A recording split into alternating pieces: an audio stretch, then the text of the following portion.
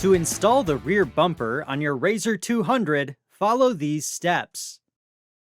Park the vehicle on a flat level surface.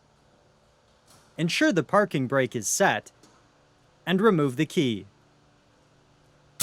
Begin by removing and discarding the two upper fasteners from the rear panel.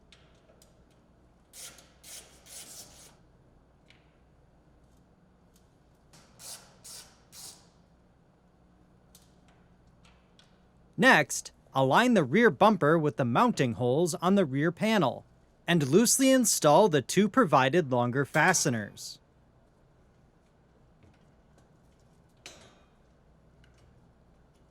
Then, install the two provided shorter fasteners into the bumper, and secure to the pre-drilled holes in the vehicle frame. Torque the fasteners to specification. Finally, torque the upper fasteners to specification.